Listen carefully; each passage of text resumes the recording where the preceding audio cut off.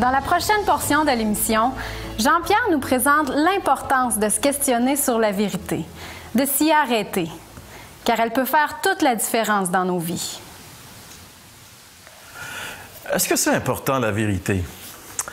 Pensez un instant à toutes ces personnes qui, au cours des dernières années, ont fait les manchettes à la télévision parce qu'elles ont perdu toutes leurs économies, parce qu'elles avaient mis leur confiance en des gens qui leur avaient promis des rendements faramineux de leur argent. Et finalement, ils se sont fait avoir. C'était des escrocs, des gens menteurs qui les ont trompés simplement pour avoir leur argent. Et je me rappelle que c'est des images vraiment touchantes qu'on avait vues à la télévision, particulièrement cette dame qui était avec sa fille et qui disait que toutes les économies de sa vie, tout ce qu'elle avait économisé pour s'assurer une retraite plaisante, qu'elle voulait voyager, elle voulait profiter de la vie à sa retraite, mais maintenant, elle n'avait plus un sou. Elle avait tout perdu, ses économies, parce qu'elle avait fait confiance à un menteur. Est-ce que c'est important, la vérité? Je pense que ces événements qui se sont passés nous rappellent que c'est très important, la vérité. Mais vous savez, perdre ses économies aux mains d'un escroc menteur, c'est dramatique, c'est tragique, mais il y a quelque chose de pire. La Bible nous dit que nous possédons tous quelque chose de plus précieux que de l'argent. Dans l'Évangile de Marc, chapitre 8, entre autres, Jésus un jour a dit cette parole. « Que sert-il à un homme de gagner tout le monde s'il perd son âme? Que donnerait un homme en échange de son âme? » Ce que Jésus est en train de nous dire ici, c'est que la valeur de notre âme, c'est incroyablement beaucoup plus grand que tout ce qu'on pourrait posséder, même si pour une raison ou pour une autre, il était possible pour nous d'acquérir tous les biens matériels qui existent dans le monde, eh bien tout cela serait encore une valeur inférieure à la valeur de notre âme. Et un jour, on va mourir. Notre âme, elle est importante parce que c'est cette partie de nous qui va exister éternellement. Un jour, on va tous mourir, la mort arrive à tout le monde. Et il y a beaucoup de gens aujourd'hui qui essayent de se persuader que quand la mort arrive, c'est fini, c'est la fin des émissions, 6 pieds sous terre, c'est bon, plus d'images, plus de son. On prend toutes sortes d'illustrations pour essayer de se convaincre que c'est la fin, alors qu'on sait très bien quelque part que ça finit pas là. Et la Bible vient le confirmer. La Bible dit que nous avons une âme qui va exister éternellement. Et cette existence, c'est ou bien nous allons être dans la félicité éternelle, ou bien nous allons être dans le malheur éternel. À qui confier la destinée éternelle de notre âme? À qui est-ce qu'on pourrait bien faire confiance dans ce domaine? Si le monde financier est rempli d'escrocs et de filous, un des personnages du Québec qui a pris les intérêts des petits épargnants, celui qu'on appelle le Robin des banques, Yves Michaud, déclarait l'hiver dernier sur les ondes d'une station de radio de Montréal que selon lui, un grand pourcentage des personnes qui sont dans le milieu financier étaient des escrocs. Peut-être qu'ils ne l'étaient pas au départ, mais il disait qu'avec le temps, ils le deviennent presque tous.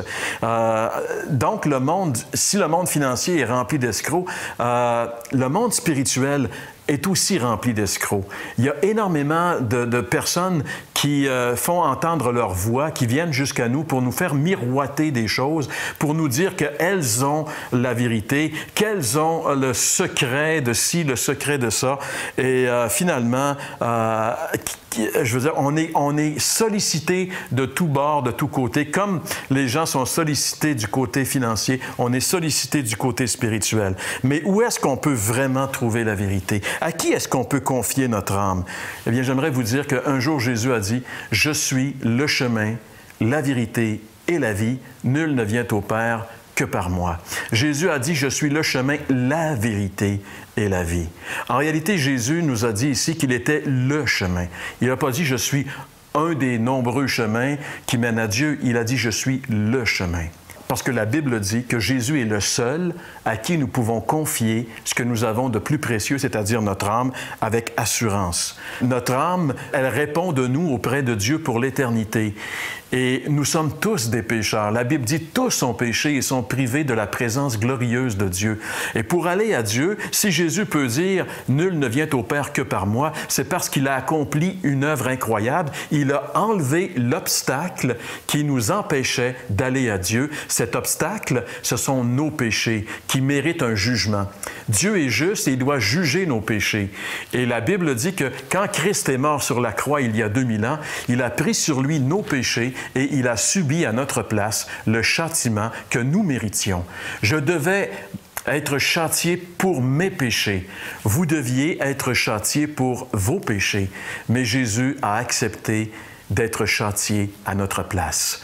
Le prophète Ésaïe dit « Le châtiment qui nous donne la paix est tombé sur lui. » Contemplez cette croix où le Fils de Dieu est mort pour vous il y a 2000 ans, prenant sur lui vos péchés et faisant une expiation totale. Et soyez sûrs d'une chose, si vous vous confiez en lui, vous pouvez être en paix. Vous pouvez avoir l'assurance que vous ne serez jamais floué, jamais trompé, parce qu'un jour Jésus a dit « Je suis le chemin, la vérité et la vie. Nul ne vient au Père que par moi. » Avez-vous vraiment mis votre confiance en Jésus? Avez-vous cru en celui qui est la vérité? Sinon, pourquoi ne pas le faire maintenant? C'est très simple. Dans une simple prière, vous pouvez reconnaître que vous êtes pécheurs. La Bible dit « Tous ont péché et sont privés de la présence glorieuse de Dieu. » Si vous restez comme vous êtes maintenant, si vous ne changez pas, la Bible dit que vous êtes sur le chemin large de la perdition et que vous allez passer l'éternité en enfer. Mais si vous croyez ce que la Bible dit, si vous reconnaissez que vous êtes pécheur, que vous êtes sur la voie de l'enfer et que vous ne pouvez pas vous en sortir seul et que vous tournez les yeux vers la croix où Christ est mort à votre place et que vous croyez en lui enfin, que vous déposez votre confiance entièrement et totalement en lui, la Bible dit que tous vos péchés vont être pardonnés, que vous allez avoir la vie éternelle et que vous allez passer la vie, l'éternité avec le Seigneur Jésus-Christ dans la félicité éternelle. On n'a rien à perdre, mes amis. On a tout à gagner. Alors pourquoi ne pas, dans une simple prière maintenant, dire « Seigneur Jésus, je reconnais que je suis pécheur.